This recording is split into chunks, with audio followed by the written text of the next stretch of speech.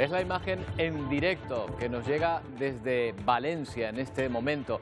Ese es el edificio, una de las dos estructuras que ayer ardió completamente, prácticamente en directo lo pudo ver todo el país, y en la cual todavía están buscando a 14 personas desaparecidas que no han sido localizadas tras el incendio, pavoroso incendio que destruyó ayer completamente ese edificio. Parece que en este momento los técnicos y los bomberos están pudiendo entrar al edificio en búsqueda de alguna de estas personas desaparecidas, con el peligro de que pueda derrumbarse. ¿Qué tal? Buenos días. Un devastador incendio seguido prácticamente en directo por millones de personas nos mantuvo ayer en vilo en todo el país. Hoy seguimos pendientes de las personas desaparecidas, entre 9 y 14, que podrían unirse a las 4 víctimas mortales confirmadas. Un incendio en una de las viviendas fue la chispa que hizo arder como una tea un complejo de 138 viviendas. Nada pudo detener las llamas.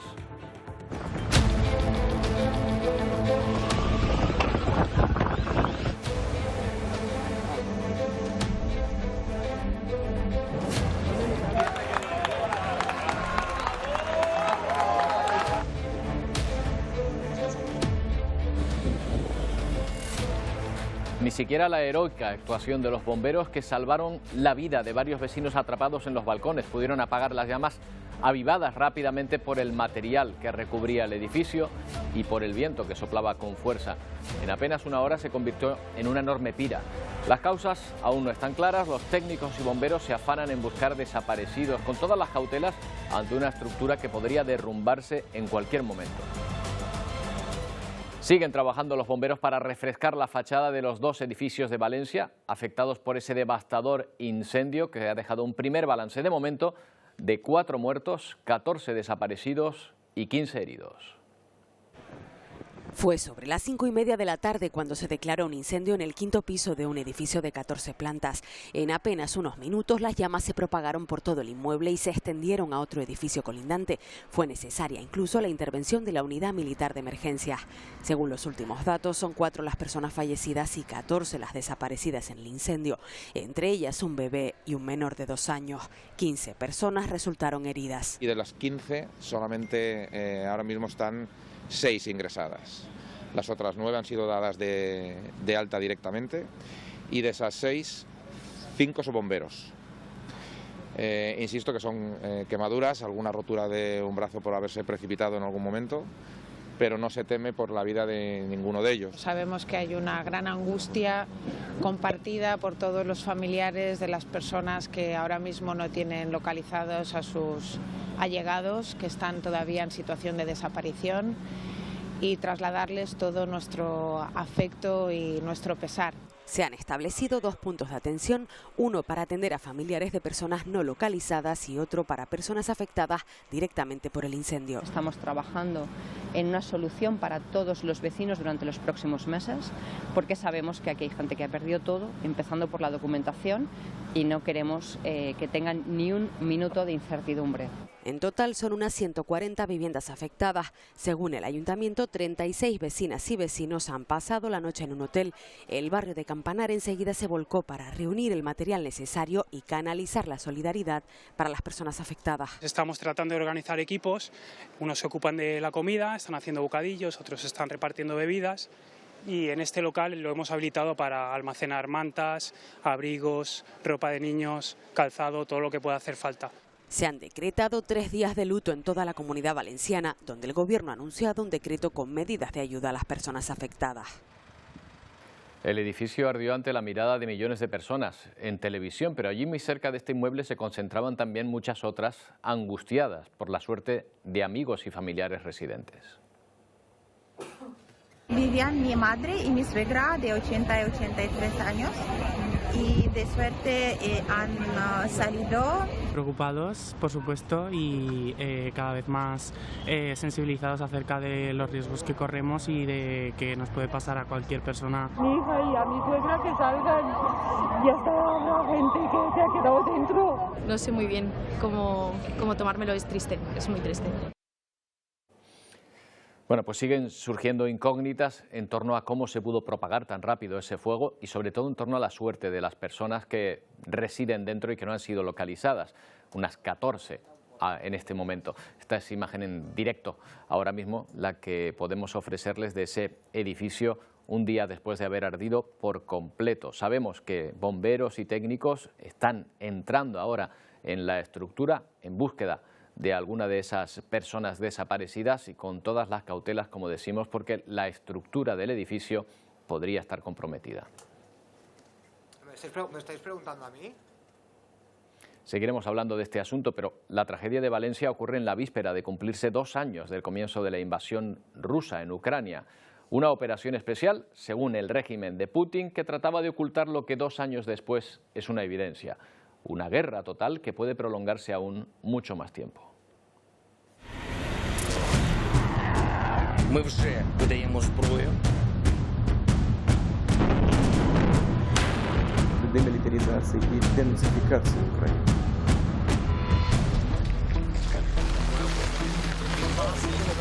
Please be seated. Украина объяснила мне ситуацию.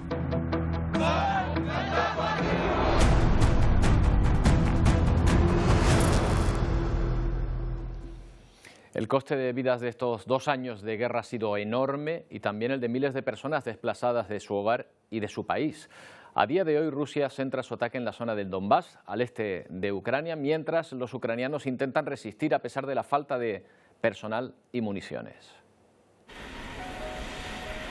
El 24 de febrero de 2022 comenzaba el conflicto más mortífero en Europa desde la Segunda Guerra Mundial, la invasión rusa a gran escala de Ucrania. Vladimir Putin, presidente de Rusia, anunciaba el inicio de la guerra con este comunicado. Decidí llevar a cabo una operación militar especial destinada a proteger a las personas que han sido intimidadas y sometidas a genocidio por el régimen de Kiev durante 8 años. Desde entonces, cientos de camiones y tanques serán grabados entrando en Ucrania. Esto obtuvo respuesta inmediata de su presidente. Ya estamos entregando armas y las entregaremos para defender nuestro país a todos los que quieran y tengan la capacidad de defender nuestra soberanía. El futuro de Ucrania depende de cada ciudadano, apuntaba Zelensky.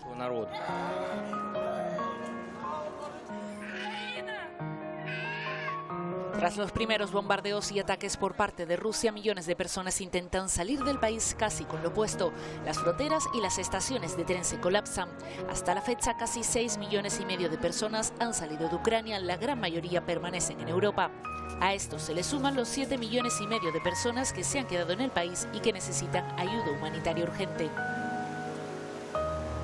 Tras 2 años de batalla, esta es la situación actual. La guerra se concentra en el este del país. Rusia ocupa parte de Donetsk, Lugansk, Gerson y Zaporilla. Lo han hecho mediante un controvertido referéndum en 2022 y luchando en el campo de batalla.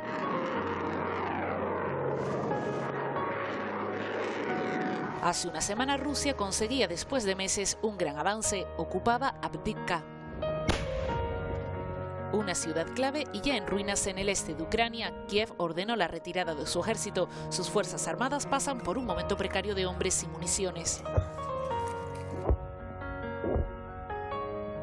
Los desencuentros en la estrategia contraofensiva entre Zelensky y el comandante de las fuerzas lo ha llevado a su destitución justo antes de cumplirse 2 años del conflicto. Rusia también ha tenido cambios en su estructura militar. Yevgeny Prigozhin, jefe del grupo de mercenarios Wagner, falleció en un extraño accidente aéreo al noroeste de Moscú en agosto de 2023. Era el único que cuestionó el liderazgo de Vladimir Putin. Desde el comienzo de la guerra, la Unión Europea, en coordinación con sus socios internacionales, ha aprobado 12 paquetes de sanciones contra Rusia. Entre las más destacadas está la prohibición de importar petróleo y gas a países de la Unión Europea. Además, cientos de empresas multinacionales cerraron sus sedes en el país invasor. Esto no ha conseguido tumbar la economía de Rusia. Los 27 negocian un nuevo paquete de sanciones. La Unión Europea ha donado a Ucrania desde el inicio de la guerra más de 85.000 millones de euros. El último paquete económico de 50.000 millones fue aprobado a principios de febrero tras el veto inicial de Hungría. Estados Unidos, otro de sus socios en este conflicto, ha enviado más de 75.000 millones de dólares y equipamiento para la defensa. Recientemente el Senado ha aprobado un proyecto de ley de 61.000 millones de dólares que para llegar a Ucrania aún tiene que superar el visto bueno de la Cámara de los Representantes. Desde el inicio de la invasión rusa de Ucrania en febrero de 2022, las exportaciones ucranianas de cereales han sufrido graves perturbaciones. Durante más de 4 meses, los buques militares rusos bloquearon los puertos ucranianos del Mar Negro. Entre julio de 2022 y julio de 2023 se aplicó el acuerdo alcanzado entre las Naciones Unidas, Turquía y Rusia para permitir las exportaciones a través de un corredor humanitario marítimo seguro en el Mar Negro. Tras el fin de ese acuerdo, Ucrania continúa exportando el grano.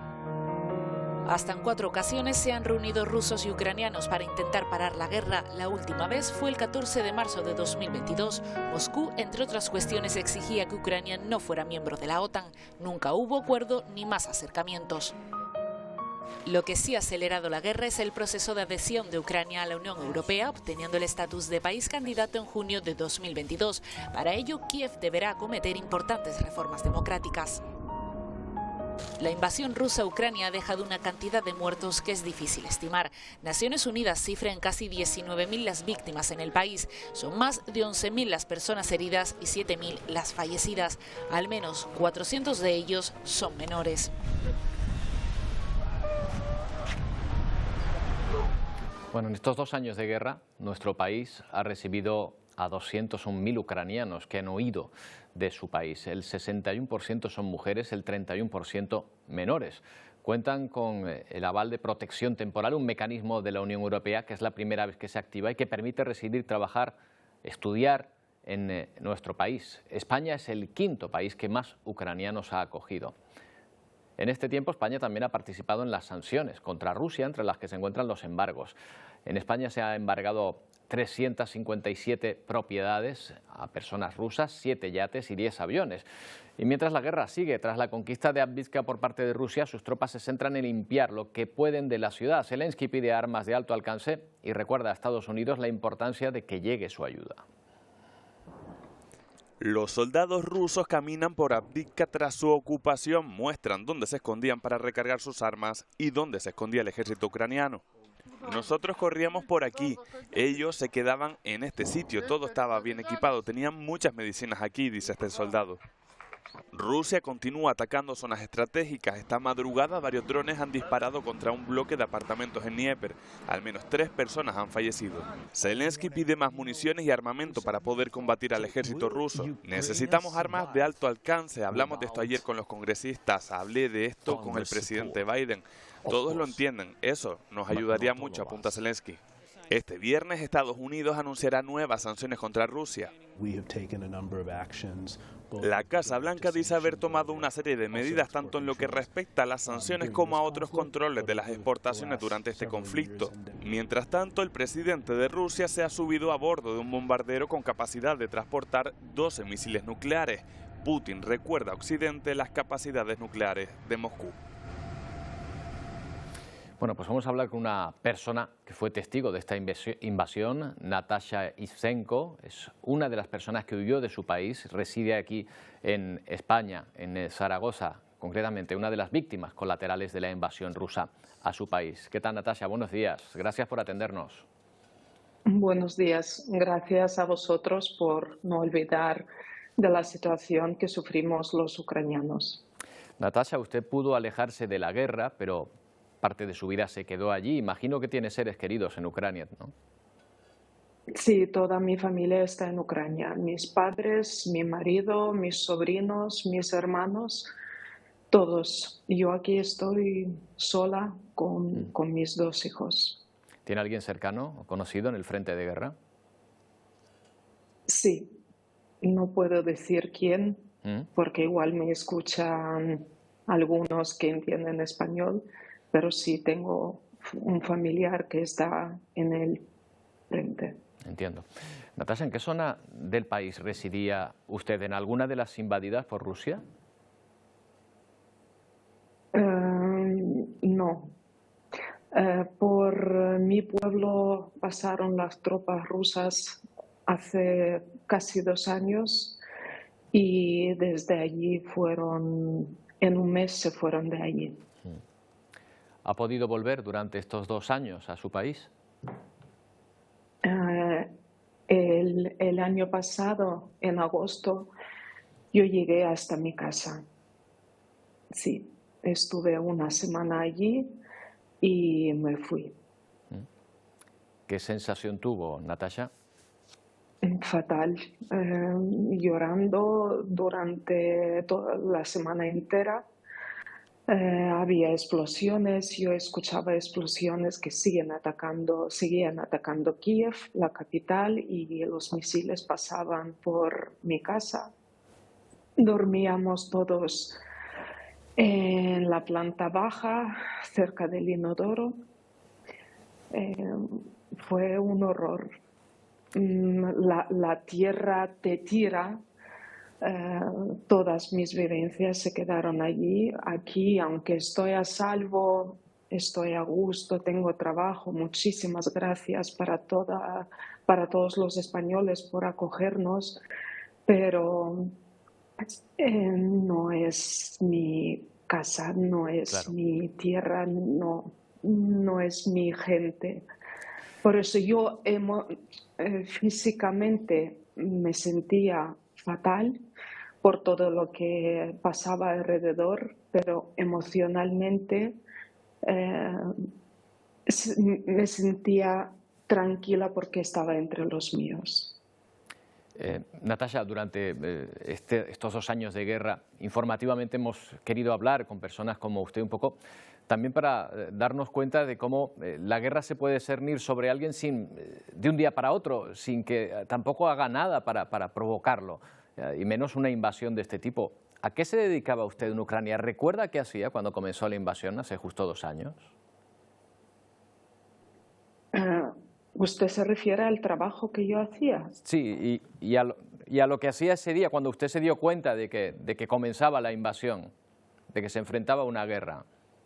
Yo no quería aceptarlo. Yo vivía mi vida, yo trabajaba, yo me dedicaba a casa, a los chicos, a mi familia. Se hablaba por la televisión que había tropas rusas cerca de las fronteras con Ucrania, pero tú lo escuchas y dices, pero esto ahora, en esos tiempos, una guerra con un país que es proeuropeo, que tiene fronteras con 4 países de la Unión Europea, es una locura, eso no puede pasar, va a morir mucha gente por las 2 partes. Eso no puede ser, eso es un sueño. Y el 24 de febrero. Me cuesta. Lo entiendo. Sí, de febrero. Lo entiendo, Natasha. No queremos tampoco recordarles, traerles malos recuerdos. Es algo que está ocurriendo. Déjeme consultarle una última cuestión, porque son días complicados ante una nueva ofensiva rusa. ¿Nota la moral más baja entre sus compatriotas? Sí, ya no somos tan optimistas. Voy a decir la verdad, no quiero mentir. Yo creo que hace 2 años, incluso el año pasado, éramos más optimistas. Ahora se ve que el enemigo es muy potente. El enemigo tiene más soldados, más armas, siguen fabricando. Nuestras fábricas las destruyen, pero las suyas están en pie. Y se preparan para algo muy grande. Según las noticias que tengo yo de mis amigos militares, de mis familiares que hicieron la mili, que están en el frente, se preparan para algo muy grande. No sé si volverán a tomar Kiev, ojalá no, pero si lo volverán a hacer, pasarán por mi casa, pasarán por las rutas que ya conocen.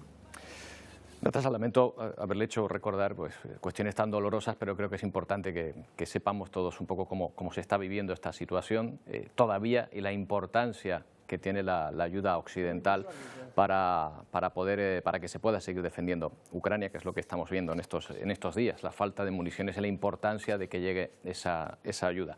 Ojalá la próxima vez que hablamos haya mejores noticias. Natasha, muchísimas gracias por atendernos. Ojalá que haya paz en todo el mundo, no solo en Ucrania. Dejar de matar a la gente inocente, hay que vivir en paz y disfrutar de la vida. Muchas gracias, Natasha. Un abrazo. A vosotros.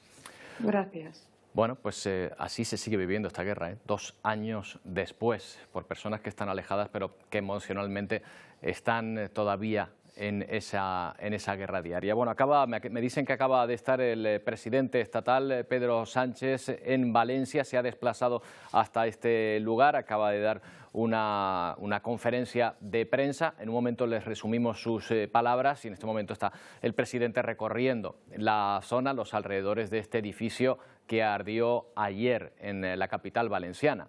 Durante 2 largas horas todo el país contuvo la respiración ante ese acontecimiento que se estaba observando prácticamente en directo, con momentos muy intensos, como el rescate de 2 personas que resistían las llamas y el humo en uno de los balcones. No tenían ninguna posibilidad si no eran rescatados por los bomberos. Las llamas devoran el edificio y desde abajo se dan cuenta 2 vecinos están atrapados en la 7ª planta. Intentan cruzar al otro balcón, alejarse de las llamas. Al ver que no pueden, deciden regresar al interior de su vivienda. Lo vuelven a intentar, pero siguen sin conseguirlo. Están desesperados y el fuego va consumiendo el edificio, reduciéndolo a un esqueleto de hormigón. Los bomberos se preparan, tratan de llegar hasta ellos, comienzan a refrescar la zona y buscan rebajar la temperatura para impedir que el fuego los alcance. Poco después consiguen saltar a una zona más accesible para el rescate. Desesperados hacen señas y piden ayuda, mientras los bomberos les dan indicaciones. El fuego sigue avanzando, lleva más de 1 hora, sube una segunda grúa y les piden el palo para subir el toldo. Es entonces cuando, tras varios golpes sobre el cristal del balcón, consiguen acceder a ellos. Abajo, los vecinos y testigos que habían contenido la respiración aplauden a los héroes. Y rápidamente son atendidos por los servicios de emergencia. Terminan así 2 horas de angustioso rescate. Bueno, la labor de los bomberos desde luego ha podido salvar muchas vidas, a riesgo de la suya. De hecho, 6 de los heridos son bomberos. Vamos a hablar de su labor ante un acontecimiento como este. Santiago Naranjo es jefe de los bomberos de Las Palmas de Gran Canaria. ¿Qué tal, Santiago? Buenos días. Buenos días. Bueno, me imagino que ustedes seguirían ayer con especial intensidad este incendio en directo. ¿Se han visto alguna vez en algo parecido? Bueno, de esta magnitud, no, desde luego que no. Esto no ocurre todos los días. Estos son casos muy especiales, unas condiciones que rodean una situación de un incidente de estas características, que se sale fuera de toda capacidad, desde luego. Desde luego, una cosa es verlo y otra estar ahí, entre el humo y unas altísimas temperaturas. De eso sí tienen experiencia, de apagar incendios, aunque no sean una estructura tan grande, pero sí de ver la dificultad de llegar y tener que hacerlo en medio de esas condiciones, ¿no? Sí, tengan en cuenta que nosotros, a través de lo que ustedes nos han ofrecido, que son imágenes, solo se ve la parte externa. Hay un número elevado de compañeros que han estado en el interior, donde verdaderamente se acumulan las altas temperaturas. Es lo que nosotros llamamos fuego de interiores. Lo que hemos visto son esa manifestación de ese incendio en el exterior, por fallada. Y una evolución muy rápida. Claro, esas temperaturas las estarían sintiendo. Ha habido un momento álgido, digamos, dentro de esa actuación de los bomberos, de lo que se veía por fuera, porque por dentro seguro que había muchas más, que es el rescate de esas personas en el balcón. Se veía como primero enfriaban toda la zona. Claro, muchos decían, pero ¿por qué no se acercan ya? Y me imagino que es que la temperatura debía ser enorme en ese punto, en aquel momento, ¿no? Bueno, hay varios factores. Primero, creo que es muy acertada la decisión que tomaron de tomar una medida de proteger primero, ¿vale? Que es con los cañones de agua, lanzando agua, intentar que la temperatura, sobre todo los gases calientes, no llegaran o llegaran lo menos posible a donde estaban esas personas. y después el segundo vehículo escalera, que fue el que los rescató, tras un reposicionamiento, porque estos vehículos que tienen un alcance que rondan entre los 28 y 30 metros, incluso hay servicios como en Valencia que tienen autoescalas de 50 metros, el posicionamiento queda condicionado por el mobiliario urbano, el entorno de instalaciones urbanas, de cableado, vegetación, farolas, ¿vale? No siempre tenemos el punto exacto para tener ese alcance. Claro. Entonces, bueno, ese segundo reposicionamiento de esa segunda autoescala fue la que consiguieron realizar el rescate. Pero fue fundamental el trabajo de la autoescala que se ve prácticamente todo el tiempo y una segunda que estaba un poquito más atrás, de darle protección generar una burbuja de seguridad donde se encontraban esas dos personas. Claro. ¿Hicieron bien, Santiago, esos vecinos que se refugiaron en el balcón? No sé, ¿podría haber hecho otra cosa? Bien, mira, voy a comentarte algo con respecto a lo que es la prevención. La prevención no pasa solo porque lo tengan que hacer las empresas o cualquier instalación pública. La prevención pasa por nosotros, primero en nuestro entorno. Yo lanzo una pregunta y no quiero respuesta, pero ¿quién ha planteado qué hacer en mi casa, en mi hogar, con mi familia, cuando se ocurriese un incendio? Entonces, a partir de ahí, pues sí te puedo comentar que ante una emergencia, una situación de emergencia, el nivel de estrés al que se llega, cada persona lo gestiona de una forma, sobre todo la formación e información que tengan, les ayudaría mucho. Pero las puertas, cerrar las puertas, poner condicionantes a que el incendio evolucione, tener claro a dónde tengo que ir. Esa detección, cuanto antes se localice o se detecte el incendio, el aviso, porque es muy típico, llamen a los bomberos, pero nadie llama a los bomberos.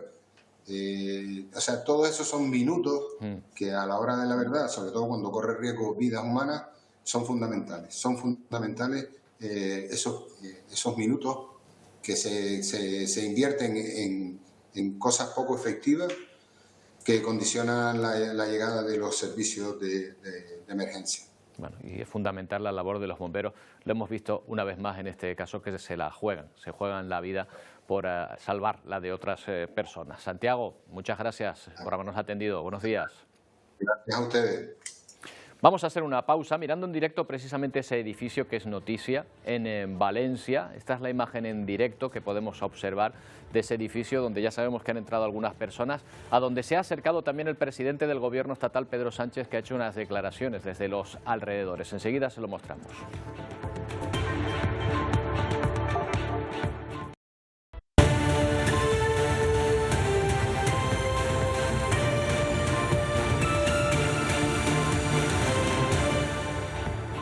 Sigue la investigación por el denominado caso Koldo o caso Mascarillas, por la presunta corrupción en la compra de este producto durante la pandemia. El juez Ismael Moreno ha retirado el pasaporte a Koldo García, el que fuera asesor del exministro José Luis Ábalos. Además, lo ha puesto en libertad, aunque tendrá que presentarse en el juzgado cada 15 días. Se estudia si hubo cobro de comisiones irregulares o mordidas en las adjudicaciones de contratos de material sanitario destinado a los ministerios de Fomento e Interior, así como a las comunidades autónomas de Baleares y Canarias. En total, hay implicadas unas 20 personas. El PP se ha reunido esta mañana de urgencia y ha anunciado que se va a personar en la causa.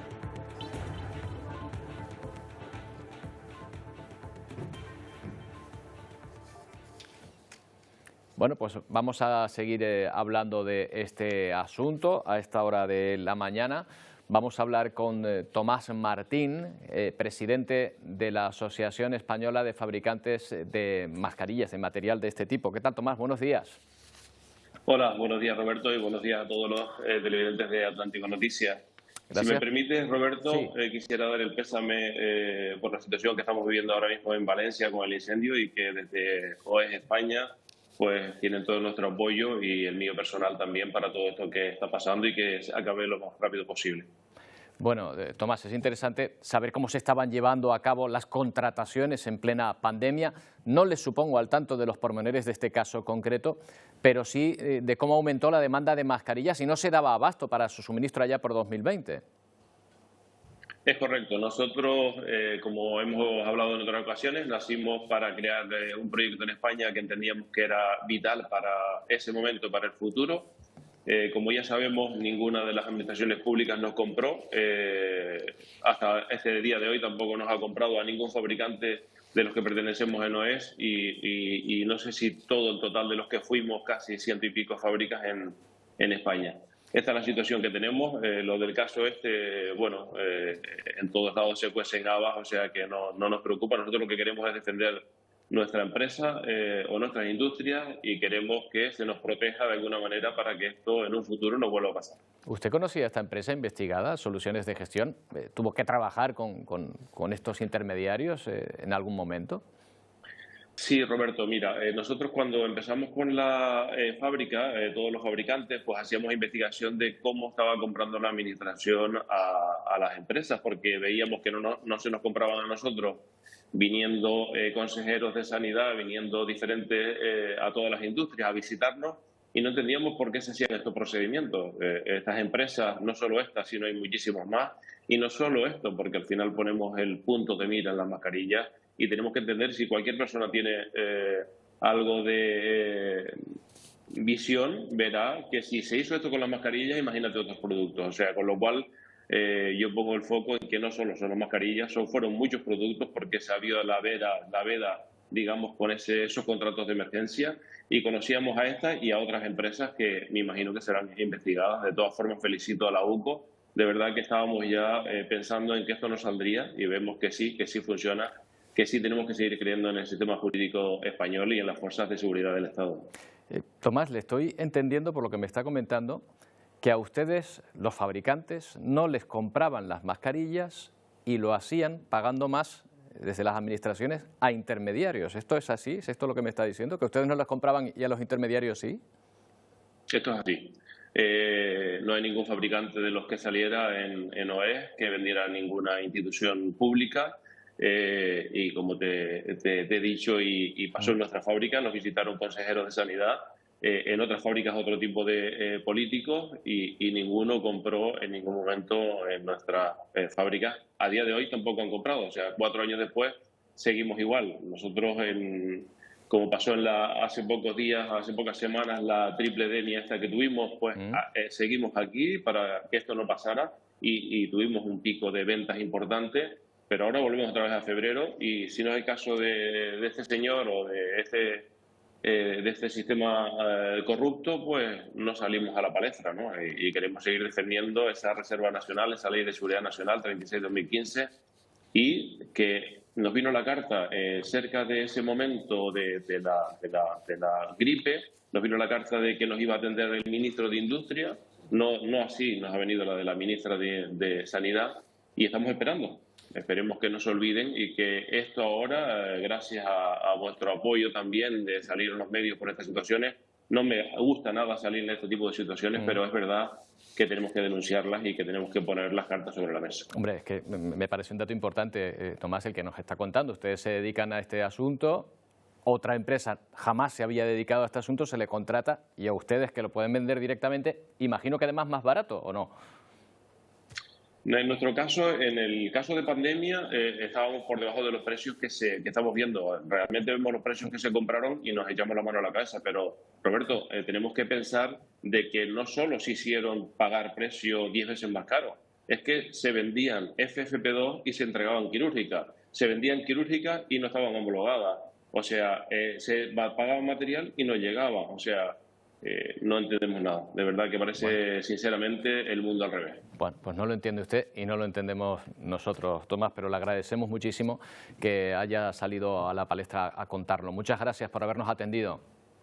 Gracias a ustedes por el apoyo y estamos para lo que necesiten y siempre piensen la sociedad, en este caso española, que nosotros estamos para ayudar. En cualquier momento tenemos casi 20 millones de stock entre todos los fabricantes de España y que estamos en cualquier situación para ayudar. Gracias, Tomás. Buenos días. Gracias, buen día. Bueno, pues ahí están los fabricantes de mascarillas denunciando, ya lo han visto, que no les compraban las mascarillas a ellos, pero a los intermediarios sí. Bueno, vamos a volver a Valencia. Las luces del día han dejado a la vista un escenario desolador y la incertidumbre por los vecinos a los que no se ha logrado localizar. Los que se quedaron sin casa han pasado la noche en hoteles. Elena Andreu, Valencia, buenos días. En este hotel de Valencia están alojadas 40 personas que no contaban con una alternativa anoche, no tenían familiares que les pudieran alojar y tuvieron que optar por este ofrecimiento del Ayuntamiento de Valencia, pasar aquí la noche para no pasar la noche al raso. Son personas que cuentan todos historias similares, hablan de incertidumbre, hablan de desorientación, de desubicación, salieron con lo opuesto y ahora no saben muy bien a dónde acudir.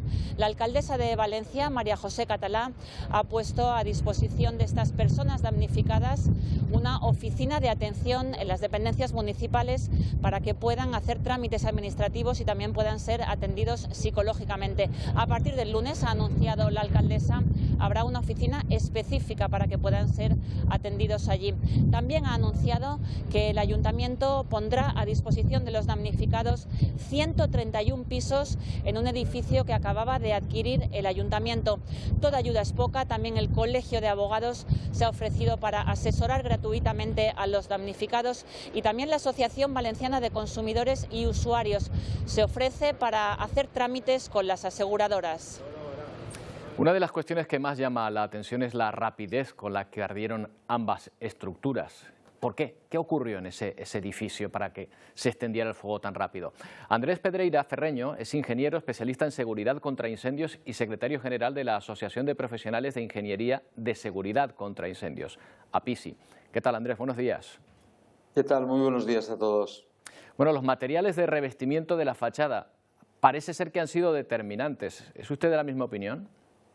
Sí, evidentemente esa propagación, como se ha visto en televisión y como hemos podido ver, que ni siquiera los profesionales de la extinción de incendios son capaces de contener el incendio de la manera de ese crecimiento tan voraz, se debe única y exclusivamente a materiales de revestimiento que son altamente combustibles, ¿no? Se comportan muy bien desde el punto de vista térmico, como aislamiento térmico, pero desde luego desde el punto de vista del incendio se comportan, como hemos visto, desgraciadamente muy mal, ¿no? Se vendía, bueno, la marca de ese revestimiento, en teoría era de aluminio. ¿Eso no, el aluminio no es ignífugo? No, vamos a ver, el aluminio a partir de una determinada temperatura se funde, a partir de 300 grados, allí alcanzamos más o menos unos 1200 grados, pero el problema no es el aluminio es la envolvente exterior. Lo que llevaba interiormente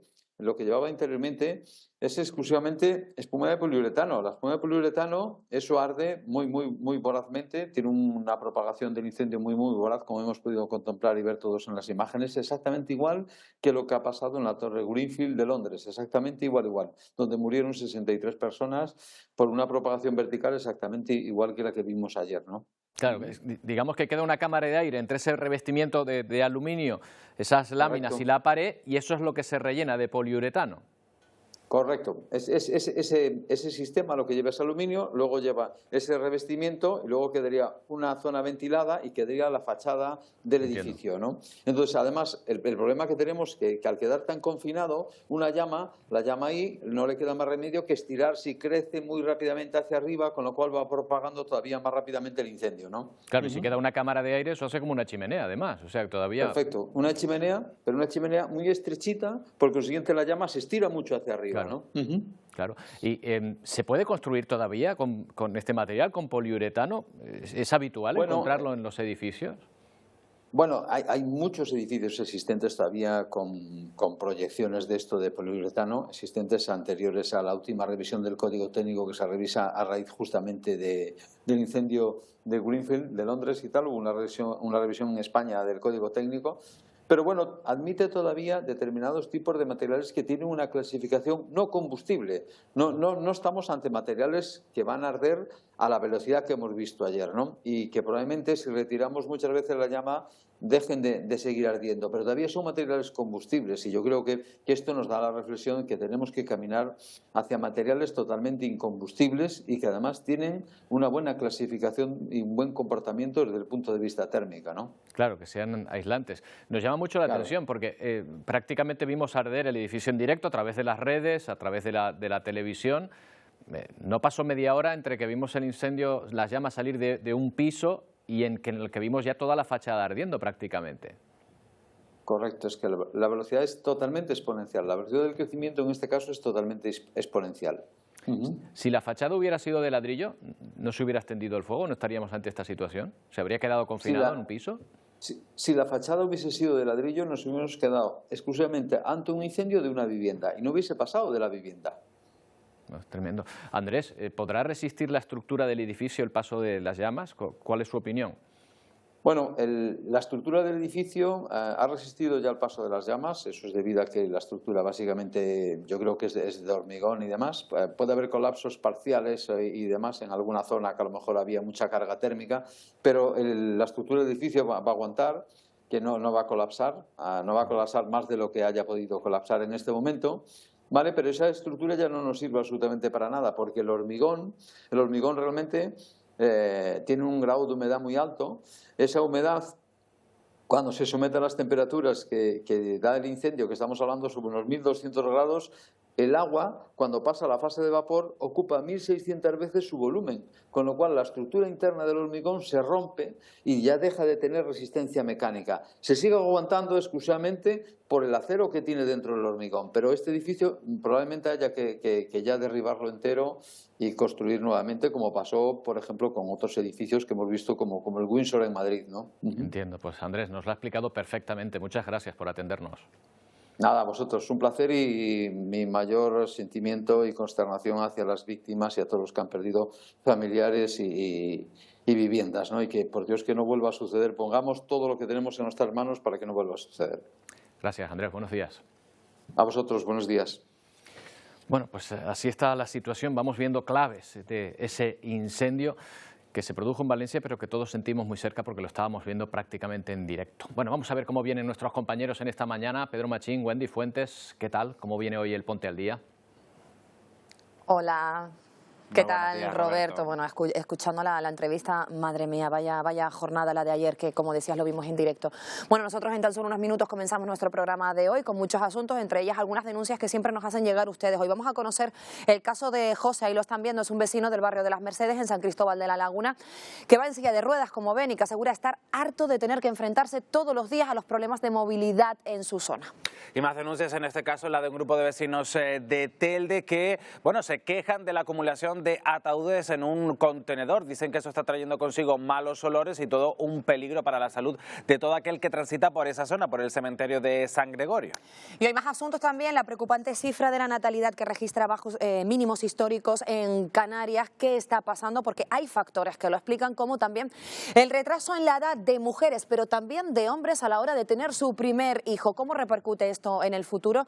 Las familias numerosas ya son cosas del pasado. Vamos a abordar esta situación que llega a preocupar y más asuntos, como saben. Pues nada, en tan solo unos minutos aquí para ponerles al día hasta ahora, y buen fin de semana a todo el equipo. Roberto. Buen fin de semana. Igualmente. Bueno, pues efectivamente llega ese fin de semana, muchos ya preparando sus planes. Emilia, hoy quien te encuentre te va a setear a preguntas, ¿eh? ¿Por qué? ¿Por qué será? ¿Quieren saber qué tiempo va a ser este fin de semana? Bueno, pues por lo menos vamos a tener más fresquito de lo que hemos tenido esta semana y vamos a tener más nubes. De hecho, hoy ya se está notando, han bajado las temperaturas, pero sobre todo vamos a tener más viento. Venga, vamos a empezar, que tenemos muchas cosas que contarles. La borrasca nos envía un sistema frontal, que hoy sí que la tenemos encima del archipiélago, nubes de tipo bajo que han ido entrando durante las últimas horas en las islas. Durante esta tarde podría dejar alguna gota en la isla de Tenerife y también en la isla de Gran Canaria. Lo vemos mejor en la imagen de satélite, en el canal visible, y vemos como esa nubosidad, ¿verdad?, en cúmulos más compacta en la cara norte de las islas. Es probable que deje precipitaciones, como decíamos, en el nordeste de la isla de Gran Canaria o de Tenerife, y alguna gota podría caer también en Lanzarote. Nubosidad que se mantiene en el norte porque el sur se mantiene también despejado. Temperaturas más fresquitas hoy y rachas de viento que ya han empezado a soplar hoy a esta hora en la aldea de San Nicolás, cerca de 80 kilómetros por hora o 76 en Vallehermoso. ¿Qué va a pasar en las próximas horas durante el fin de semana? Bueno, pues en principio seguimos con ese anticiclón dominando. Fíjense qué enorme es, con ese viento del nordeste con temperaturas que van a bajar hoy y mañana, pero que se recuperan el domingo. Temperaturas que van a sufrir cambios, sobre todo en medianías en zonas de cumbre, pero lo más significativo va a ser el viento. Vamos a ver las previsiones del viento y las posibles precipitaciones. Vamos a ver el siguiente modelo para explicarles por dónde más o menos van a ir cayendo esas gotas, sobre todo las más significativas nordeste de la la isla de Tenerife hacia Anaga y también mitad norte medianía de la isla de Gran Canaria. De aquí al lunes, aunque miren las cantidades, son la verdad que poco llamativas. Esperamos que llueva más la semana que viene. Pero lo que sí va a notarse va a ser el viento y por eso va a haber avisos durante las próximas horas. Ya hoy hay avisos por viento en El Hierro, en La Gomera y en Tenerife, pero durante esta próxima madrugada se extienden al resto. Por ejemplo, de la cumbre de La Palma, 70 kilómetros por hora, también en la isla de Lanzarote. Y atención al mar, porque en el mar va a haber mar gruesa en el norte y las olas podrían llegar a variar entre los 4 y los 5 metros de altura. Mar combinada, que es mar de fondo más mar de viento. Entonces esas olas podrían levantarse más de 5 metros de altura. La previsión para mañana sábado, pues cabe esperar intervalos nubosos, sobre todo en la cara norte de las islas. Todavía probabilidad de precipitación en las medianías del norte de Gran Canaria. Cielos bastante más despejados en el sur, con viento todavía fuerte, rachas de hasta 70 kilómetros por hora. Situación marítima complicada en las costas del norte y temperaturas mañana descendiendo en medianía. El domingo, bueno, parece que se tranquiliza un poco el tiempo, aunque el domingo seguiremos teniendo sobre todo nubes al norte, podrían entrar nubes altas por las islas orientales, ambiente despejado en el sur, de nuevo viento hasta mitad del día, después por la tarde tenderá a amainar y temperaturas que se van a mantener sin grandes cambios, de hecho podrían subir las mínimas en puntos del interior de Tenerife y de Gran Canaria y la situación marítima el domingo todavía se mantiene inestable, con olas que podrían llegar a los 4 metros de altura. Así que lo más que hay que tener en cuenta para este fin de semana, Roberto, va a ser ese viento y el mar, los que tengan que viajar. Bueno, pues ahí está, un fin de semana un poquito más de invierno que el que hemos tenido hasta ahora. Gracias, Emilia. Buen fin que lo disfrutes. Bueno, pues nos vamos a despedir con una de las noticias de esta jornada. Sin duda, ese incendio en Valencia que ha dejado este rastro en el edificio afectado. En realidad son dos los inmuebles conectados formando parte de una estructura que ha quedado completamente destruida. Ahora queda por saber cuál fue la suerte de las 14 personas desaparecidas y de las que se espera lo peor. Los bomberos están en el interior, han podido acceder a la estructura y están buscando en estos momentos a esas personas por si pudieran encontrarse allí. Con esta imagen y el deseo de que ojalá se hayan podido salvar, nos despedimos. Volvemos el próximo lunes a partir de las 11 en una nueva edición de Atlántico Noticias. Feliz fin de semana.